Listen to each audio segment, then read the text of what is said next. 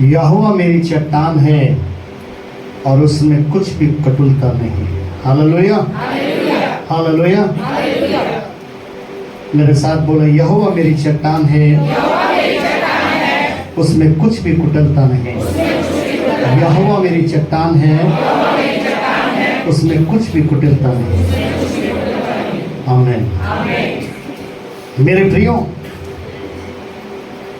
आज palm Sunday, और ये पाम संडे ये विश्वासियों का जीत का जो आशा थी उसमें, वो बहुत बड़ा पर्व माना गया। उस समय तो जिस समय खजूर की डालियां लोग लेकर प्रभु के पीछे पीछे हो सन्ना के नारे लगाते हुए जा रहे थे, उस समय सिर्फ उम्मीदें थी, आशा थी, लेकिन पूरे विश्वास के साथ। तो उसी को कि आज हमारे लिए एक बहुत बड़ा विजय दिवस है, क्योंकि लोगों में ये आशा थी, उम्मीद थी कि वो मसीहा एक दिन आएगा और इस यरूशलेम नगरी में प्रवेश करेगा और हमें आजाद करेगा, हमें स्वतंत्र करेगा। जैसे पहले लोग इस दिन को एक विजय के रूप में मनाते थे, लेकिन वो विजय का कारण था जैसे 430 साल तक इजरायली मिस्र देश के अंदर गुलामी में रहे, और 430 साल के बाद जब मूसा के द्वारा वहां से निकालकर उन्हें एक स्वतंत्र देश, जहां दूध और मधु की धारा बहती है, उसमें प्रवेश कराया जाए, तो लोग इस विजय उत्सव को बड़ी धूमधाम से मनाते थे, जैसे आज हम और आप वो जीत में सम्मिलित हैं। मेरे प्रियो, आज का दिन जो हम मसीही लोगों के लिए एक खजूरी पर्व कहलाता है, एक खजूरी इतवार कहलाता है। आज हमने और आपने अपने मनों के अंदर उस जीत और सफलता को बसा लेना है कि आपकी बहुत सी ऐसी बातें जिसके लिए आप परमेश्वर के प्रति धर्म के काम करते हैं और विश्वास में बने रहने के लिए बहुत से दुख उठाते हैं, आज भी आपके पास वो उम्मीदों के लिए, उन आशा के लिए कि आप आशीषित होंगे, आप चंगे होंगे, आपको छुटकारा मिलेगा, आपको अनंत जीवन मिलेगा, हमारा भी पुनरुत्थान होगा, हम भी जिलाए जाएंगे, हम भी परमेश्वर के साथ वास करेंगे। आज ये सारी बातों की उम्मीद हम उसी यीशु मसीह पर बनाकर रख सकते हैं, अपने विश्वास को बना सकते हैं, जो बहुत जल्दी हमें लेने के लिए आने वाला है। हालेलुया। इसलिए मेरे प्रियो, जो आज आप वचन सुनने जा रहे हैं, वो जीवन की एक सच्चाई है, और ये वो सच्चाई है जो आपके विश्वास को मजबूत बनाएगी। और आज जो आप मैसेज सुनेंगे वो एक एंड टाइम प्रोफेटिक मैसेज है। पाम संडे, खजूरी इतवार, मत्ती किताब 21 अध्याय की 12वीं और 13वीं आयत में। अभी हमने 1 से 12 तक पढ़ा था, तो वहां पर देखा था कि प्रभु यीशु मसीह ने अपने चेलों को हुक्म दिया था कि सामने के गांव में जाओ और वहां पर तुम्हें एक गधी और उसका बच्चा बंधा हुआ मिलेगा, उसको लेकर मेरे पास आओ। अगर वहां के लोग तुमसे पूछें कि तुम इसे कहां ले जाते हो, तो उनसे कहना कि प्रभु को इन दोनों की योजना के लिए कुछ कार्य करने हैं। और वो कार्य क्या करने हैं? वो ये करने हैं ताकि यशायाह भविष्यवक्ता जो 16 अध्याय उसकी पहली और 5वीं आयत के अनुसार सिय्योन की बेटा, सिय्योन का राजकुमार, सिय्योन की बेटी अर्थात यरूशलेम नगरी में प्रवेश करने के लिए जाएगा। जो सिय्योन की बेटी है, किस नगर पर पढ़ना है, किस स्थान पर पढ़ना है? जो सिय्योन की बेटी है, और जहां पर जिस भूमि को अशुद्ध कर दिया गया, किसी ने अपने वस्त्र को उतार कर डाल दिया, किसी ने खजूर जो उस समय में एक पवित्रता को दर्शाता था, कि सदा हरा भरा रहता था, जिसकी महक से बहुत शांति मिलती थी, जिसकी छाया में पूरा आराम मिलता था, किसी ने उन खजूर की डालियों को काट काट कर बिछाना शुरू कर दिया।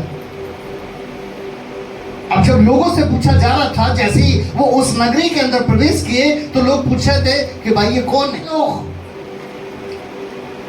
उसको ना जानने वाले लोग जो उसी नगरी में रहते थे, जो जानने वाले लोग थे वो उस नगरी से बाहर रहते थे, और जो जानने वाले लोग जो उस नगरी में रहते थे वो जान ही नहीं पा रहे थे, इसलिए एक दूसरे से पूछने लगे ये कौन है, इसके पीछे इतनी भीड़ क्यों जा रही है? तो उन्होंने कहा देखो जी, ये एक भविष्यवक्ता है जो जा रहा है। अभी भी उन्होंने उसको ना पहचाना था और ना विश्वास किया था। उस नगरी के लोगों ने विश्वास नहीं किया था और ना ही उन्होंने पहचाना था। लिखा है 12वीं और 13वीं आयत में, जब यीशु मसीह यरूशलेम नगरी में प्रवेश कर गया, तो वो तो बहुत बड़ा शहर है, वहां पर तो बहुत से इलाके थे, वहां तो बहुत से लोग रह रहे थे, राजा भी रह रहा था, महायाजक भी रह रहे थे, याजक भी रह रहे थे, हम शास्त्री कहते हैं, जिसे हम पुण्य कहते हैं, वो भी रह रहे थे। लेकिन उसने जैसे ही उस नगरी में प्रवेश किया तो वो किसी सीधे घर में नहीं गया, वो सीधे सिर्फ गया तो परमेश्वर के पवित्र मंदिर में। और जब वो परमेश्वर के पवित्र मंदिर में गया तो यीशु ने परमेश्वर के मंदिर में जाकर 12वीं आयत में और 13वीं में उन सब को जो मंदिर में लेन देन कर रहे थे निकाल दिया, और सर्राफों के पीछे और कबूतर बेचने वालों की चौकियां उलट दी, और उनसे कहा, लिखा है मेरा घर प्रार्थना का घर कहलाएगा, परंतु तुम उसे डाकू की खो बना दी।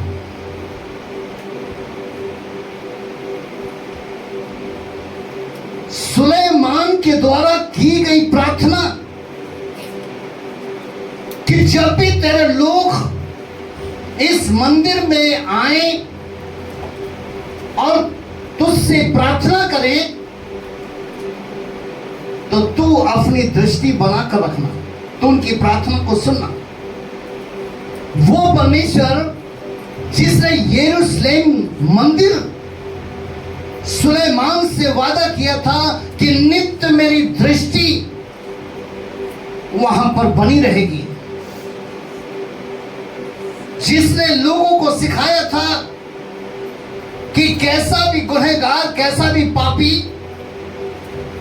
उस मंदिर में जाकर जो मेरे बलिदान ठहराए हैं उन्हें चढ़ाएगा, वो क्षमा किया जाएगा। परमेश्वर ने सुलेमान के मंदिर को, सुलेमान की प्रार्थना सुनी जरूर थी, लेकिन उस मंदिर को जो बनाया था अपने वचन, आज्ञा, विधि और नियम से पवित्र किया था। ये भवन अगर परमेश्वर के वचन, आज्ञा, विधि और नियम में नहीं है,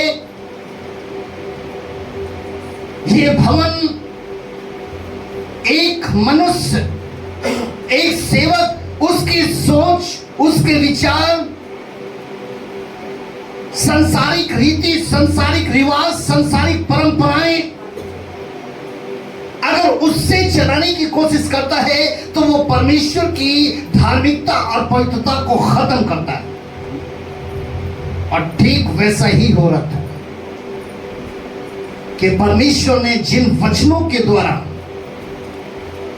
उस मंदिर को शुद्ध और पवित्र ठहराया था, वहां के याजक, शास्त्री और प्रधानों ने मिलकर के आपने कुछ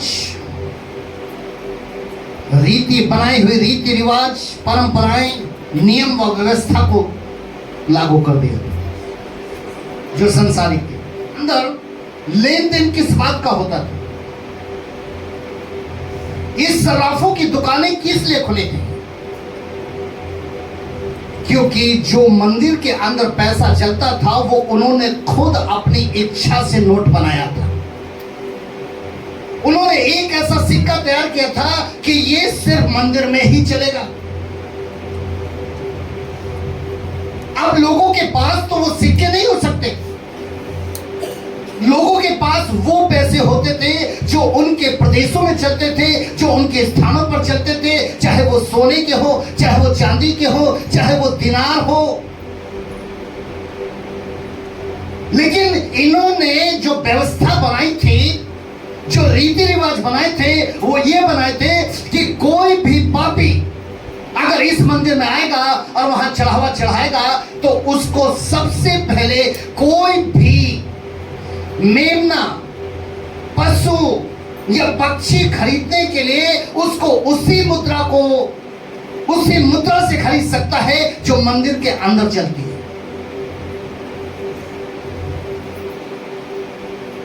अब वो मुद्रा तो बड़ी हाई थी कि जैसे एक नोट होता है वो डॉलर के आगे फेंक, $1 पौंड के आगे फेंक, 1 पौंड दिनार के आगे फेंक। हम देखते हैं कि ठीक वैसे ही इंसानों को ठगा जाता था कि अगर वो नोट लेकर आते थे तो कहते थे कि डॉलर लो, डॉलर लेकर आते थे तो कहते थे पौंड लो, पौंड लेकर आते थे तो कहते थे दिनार लो, दिनार लेकर आते थे तो कहते थे ये कुछ नहीं चलता है, आपको मंदिर के अंदर जो सिक्के चलते हैं वही लेना होगा। वो पक्षी, वो पशु जिसकी कीमत हर एक जन चुका सकता था, लेकिन आज इनकी ऐसी कड़ी व्यवस्था मंदिर के प्रति हो गई थी कि वो 1 रुपया वो 100 गुना से भी ज्यादा बढ़कर लोगों को कीमत चुकानी होती थी। लेकिन लोग परमेश्वर के प्रति खुश नहीं थे, परमेश्वर के प्रति चंगे नहीं थे कि परमेश्वर ने हम गरीबों के लिए, बलिदान के लिए इतने कड़े नियम बनाए, इतनी कड़ी व्यवस्था बनाई कि हम वहीं के पैसे से हम बलिदान खरीद सकते। उसी को बोला गया है खुदा के कलाम के अंदर, लेन देन और वो चौकियां। प्रभु यीशु मसीह वहां पर गए और सबसे पहले उन्होंने जाकर के वहां पर क्या काम किया कि वहां पर लिखा हुआ है कि वो चौकियों को उलट दिया, जो लेन देन कर रहे थे उनको निकाल दिया और उनसे कहा, लिखा है मेरा घर प्रार्थना का घर कहलाएगा। पिता का घर जो मेरा घर है वो प्रार्थना का घर कहलाएगा। तुम उसे डाकू की खो बनाते हो। मेरे प्रियो, वो परमेश्वर जो स्वयं बनाने वाला, अपने मन व दृष्टि को नित रखने वाला, जब उसने देखा कि लोगों के अंदर भावनाएं, विचार सिर्फ लेन देन के हैं, तो अपने यीशु के लिए हजारों साल पहले भविष्यवाणी की थी कि ये वहां पर जाएगा। और खुदा के कलाम में लिखा है, यशायाह की पुस्तक 16:5 में, तब दया के साथ एक सिंहासन स्थिर किया जाएगा और उस पर दाऊद के तंबू में सच्चाई के साथ एक विराजमान होगा।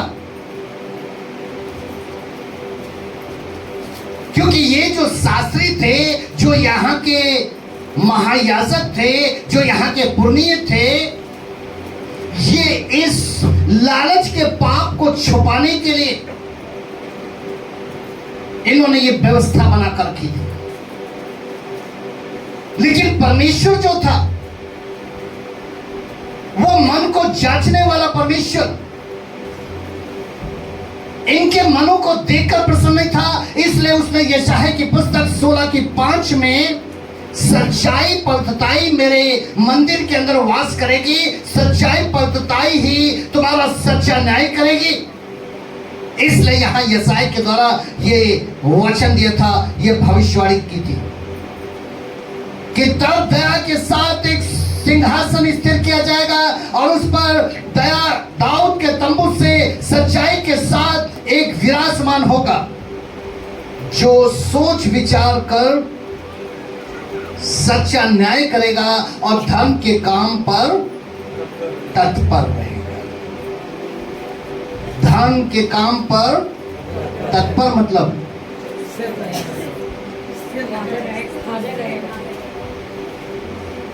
हमेशा कंटिन्यू शो करना, होशियार जागता हुआ कि धर्म के काम इंसान कौन पूरे कर रहे,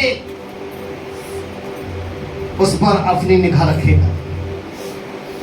मेरे प्रियो, आज यरूशलेम नगरी के लिए बहुत आनंद की घड़ी थी, क्योंकि यशायाह के द्वारा जो भविष्यवाणी हजारों वर्ष पूर्व की गई थी, अब हजारों वर्ष बाद उस नगरी का सच्चा न्याय धार्मिकता के साथ प्रवेश कर चुका था कि मेरे पिता का घर सारी जातियों के लिए प्रार्थना का घर कहलाएगा।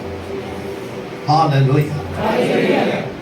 इसलिए वहां के लोगों को मैसेज दिया गया था 21:5 में कि सिय्योन की बेटी से कहो, देख तेरा राजा तेरे पास आता है, वो नम्र है और गधे पर बैठा है, वरन लादू के बच्चे पर।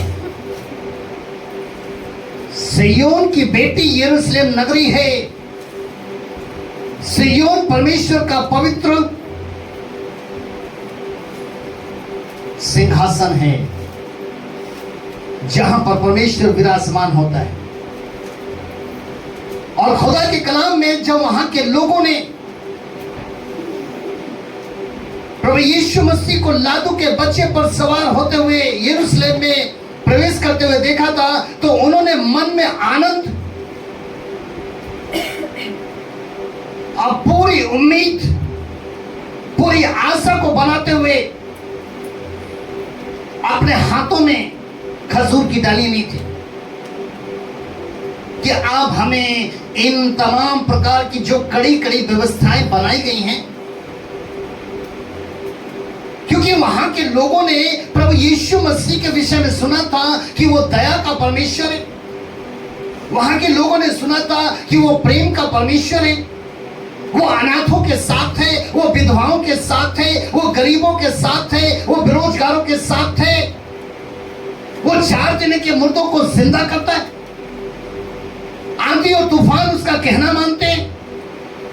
4 दिन के मुर्दों को उसने जिंदा किया है। श्रापित रोग उसके नाम से जाते हैं। अंधा देखता है, लंगड़ा दौड़ता है, बहरा सुनता है, गूंगा बोलता है। ये सारे लोग जानते थे कि ये वही मसीहा बनकर यरूशलेम में जा रहे। इसलिए सारे लोग पूरी उम्मीद के साथ कि आप जरूर उस व्यवस्था को, जिस व्यवस्था ने आज वहां के लोगों को कैद में रखा था, उन्हें आजाद कराने के लिए। और खुदा के कलाम में लिखा है कि लोग उसका स्वागत खजूर की डाली लेकर जोर जोर से चिल्ला चिल्ला कर होसन्ना होसन्ना उसका आदर कर रहे थे। और मेरे प्रियो, अब वो लोग जो उसके पैरों के नीचे, खुदा के कलाम में जो लिखा है कि जो लोग उसके पैरों के नीचे खजूर की डालियां बिछा रहे थे, वो क्यों बिछा रहे थे? क्योंकि उन्होंने वचन में पढ़ा था कि आज का दिन हमारे यरूशलेम नगरी के लिए आनंद और मगन होने का दिन है। ये उन्होंने पढ़ा था भजन संहिता किताब 118 में। मेरे प्रियो, जकरिया की किताब 9:9 में लिखा है, हे सिय्योन बहुत ही मगन हो, हे यरूशलेम जय जयकार कर, क्योंकि तेरा राजा तेरे पास आएगा। वो धर्मी और उद्धार पाया हुआ है, वो दीन है और गधे पर वरन गधी के बच्चे पर चढ़ा हुआ आएगा। और सारे लोग पहले से जानते थे कि ये दीन दुखियों का दाता है। मेरे प्रियो, खुदा का कलाम कहता है कि उन्होंने हाथ में खजूर की डाली लेते हुए होसन्ना जोर से चिल्लाते हुए एक अद्भुत दृष्टि देखी। क्या अद्भुत दृष्टि से देख रहे थे? वो प्रभु को देख रहे थे कि जैसे भेड़ बध होने के समय और ऊन कतरने के समय शांत रहती है, आज प्रभु यीशु मसीह उसी शांति के साथ, उसी प्रेम के साथ, उसी दया के साथ उस यरूशलेम नगर के पवित्र मंदिर में प्रवेश करने के लिए जा रहे थे, ताकि वो जगत के पापियों के लिए अपने प्राणों का बलिदान दे। उनका लहू इसी नगरी के अंदर बहा जाए, उनको सजा इसी नगरी के अंदर मिले तभी, क्योंकि नगरी ये सिय्योन की बेटी है, सिय्योन पिता है जिसका राजा प्रभु यीशु मसीह है, लेकिन उसकी नगरी यरूशलेम उसकी बेटी है। वो अपवित्र हो चुकी है, वो अशुद्ध हो चुकी है, इसलिए शुद्ध बनाने के लिए ये जो एक मेमने की तरह इसमें प्रवेश कर रहा है सिय्योन का राजकुमार, उसका लहू, उसका खून वहीं पर बहाया जाना चाहिए, तभी लोगों को पाप, मृत्यु और शैतान से छुटकारा मिलेगा। और प्रभु यीशु मसीह ने इस नगरी में प्रवेश करने से पहले मत्ती 16:21 में, मरकुस 8:31 में, लूका 18:31 से 33 तक में 3 बार अपने मृत्यु के विषय में भविष्यवाणी की थी कि मैं यरूशलेम में प्रवेश करूंगा और वहां पर मुझे प्रधान याजक, शास्त्री और पुरनियों के द्वारा मार डाला जाएगा। मेरे प्रिय, उन्होंने 3 बार भविष्यवाणी की थी।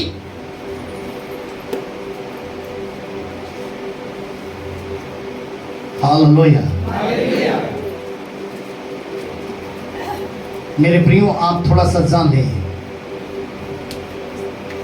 कि प्रभु यीशु मसीह ने मंदिर में जाकर ऐसे लोगों को बाहर निकाल दिया है।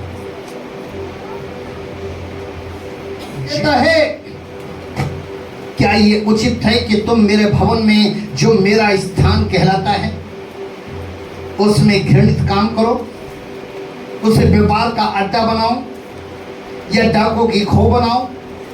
मैंने तुम्हें बड़े यत्न से तुम्हें समझाया, परंतु तुमने कभी नहीं सुना। तुम्हें बुलाया पर तुमने आना ना चाहा। मैंने कई बार तुम्हें अवसर दिया पर तुमने उस अवसर को नहीं पहचाना, इसलिए जो स्थान मैं तुमको व तुम्हारे पूर्वजों को दिया था वो तुमसे वापस लेता हूं। ये पहले ही यिर्मयाह के द्वारा वहां के भक्तों के लिए सेवादार, जिन्हें हम कहते हैं, चाहे वो प्रधान याजक हो, चाहे वो शास्त्री हो और चाहे पुरनिय हो, परमेश्वर ने भविष्यवाणी कर दी थी। मेरे प्रियो, क्योंकि परमेश्वर हजारों वर्ष से पवित्रता के बलिदान की मांग कर रहा था और वो पवित्रता का बलिदान वो एक निर्दोष और पवित्र मेमने में देखता था जो पापों के बदले बलिदान किया जाता। परंतु इनके बलिदान के अंदर इनकी इच्छा सम्मिलित थी और वो चढ़ाया परमेश्वर के सामने, परमेश्वर की वेदी पर जाता था, जिससे परमेश्वर क्रोधित था और परमेश्वर ने यिर्मयाह नबी के द्वारा कि ये निकाल दिए जाएंगे। उनकी व्यवस्था क्या थी? इन्होंने ये तो अपनी रीति की व्यवस्था बनाई थी, लेकिन व्यवस्था क्या थी? व्यवस्था किताब 10 अध्याय की 1 से 3 तक में एक निर्दोष नर परमेश्वर की वेदी पर चढ़ाया जाए, उसे यहोवा परमेश्वर ग्रहण करता है। ये पढ़कर देखिएगा, व्यवस्था किताब 1 अध्याय का 1 से 3 तक, ताकि आरंभ में जो पाप आदम से शुरू हुए थे, आदम की बालिका से शुरू हुए थे और जिस पाप की सजा मृत्यु थी, उसी पाप के प्रति ये निर्दोष मेमने की मांग की गई थी। ये पवित्र उस समय ठहराया गया था जो परमेश्वर के वचन के द्वारा चढ़ाया जाएगा।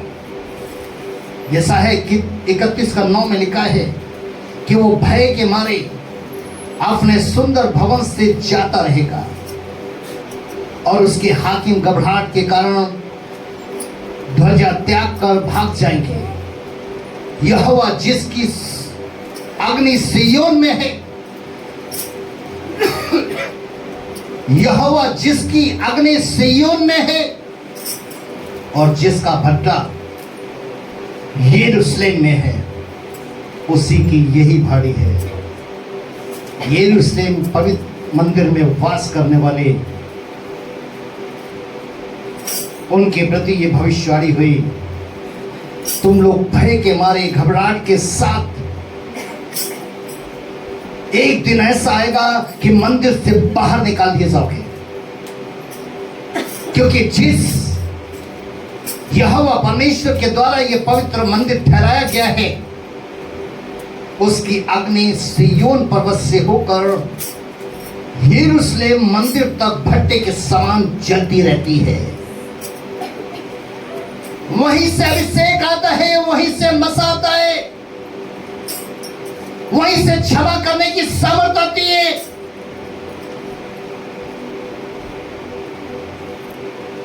वहीं से तो कहा जाता है तुम्हारे पाप क्षमा हुए। अगर ये अग्नि सिय्योन से चलकर इस यरूशलेम मंदिर में नहीं आएगी तो वहां लोग कैसे पापों से शिफा पा सकेंगे? मर जाएंगे लोग। इसलिए परमेश्वर का पवित्र वचन कहता है कि यरूशलेम को भट्टा ठहराया गया, कि सिय्योन जिसकी अग्नि, जो अग्नि से भरा हुआ है, उसका भट्टा यरूशलेम का मंदिर है, यरूशलेम नगरी है। मेरे प्रियो, इसी मंदिर को अशुद्ध कर दिया गया था, जिसके विषय में परमेश्वर ने कहा था अब तुम इसमें रहने के लायक नहीं हो।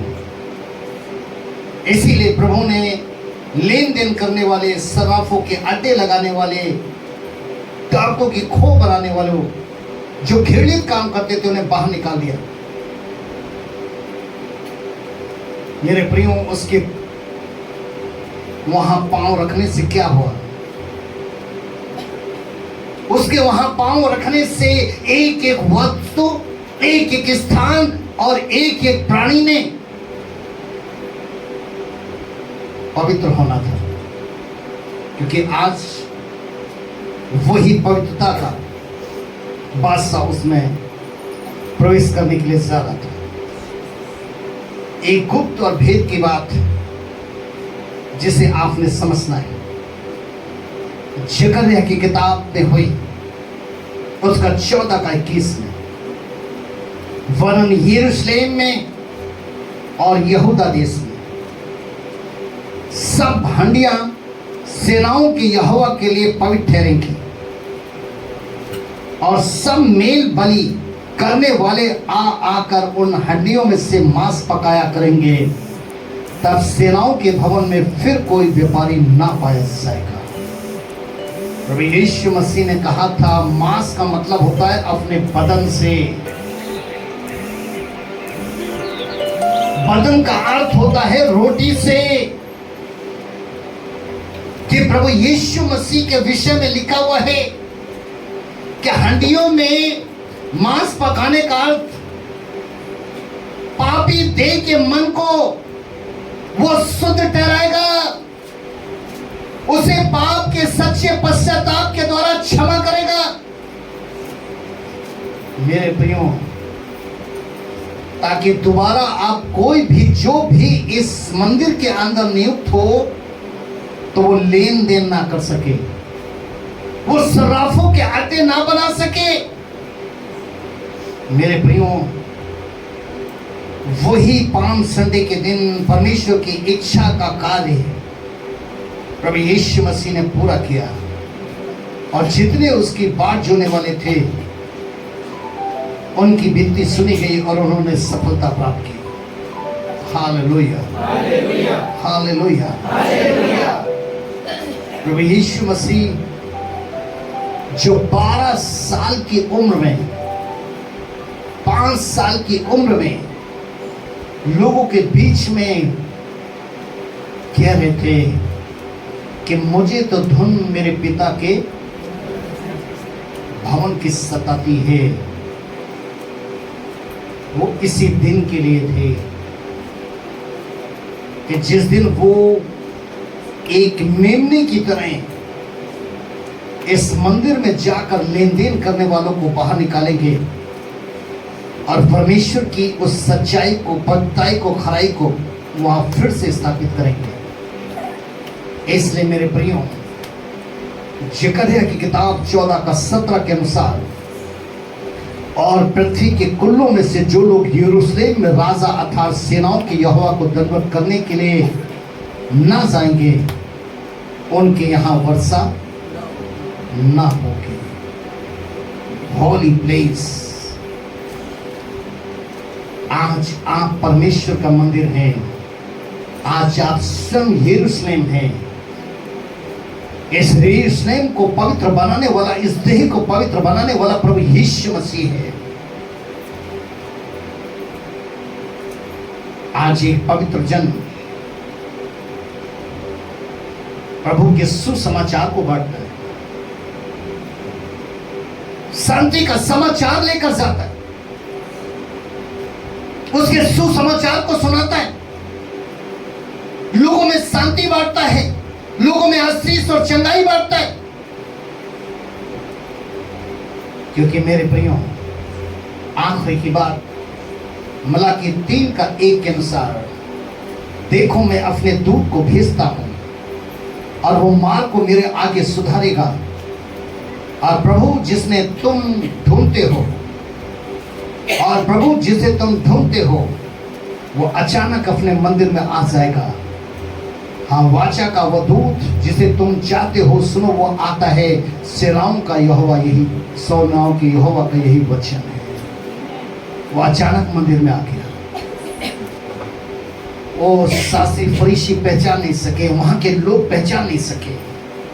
यशायाह 56 के 7 के अनुसार, उनको मैं अपने पवित्र पर्वत पर ले आकर अपने प्रार्थना के भवन में आनंदित करूंगा।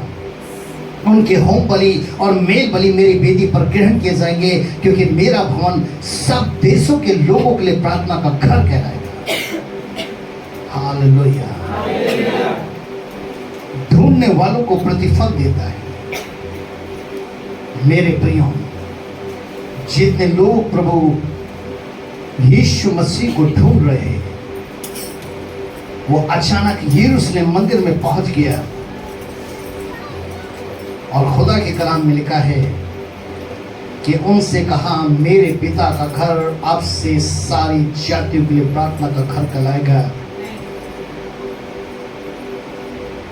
और वो इतना पवित्र हो गए, वो भवन इतना पवित्र हो गए कि खुदा के कलाम में लिखा है जितने उस मंदिर के अंदर थे वो सब यज्ञ हो गए। भवन आना, पिता भूत पवित्र आत्मा के नाम से बपतिस्मा लेना,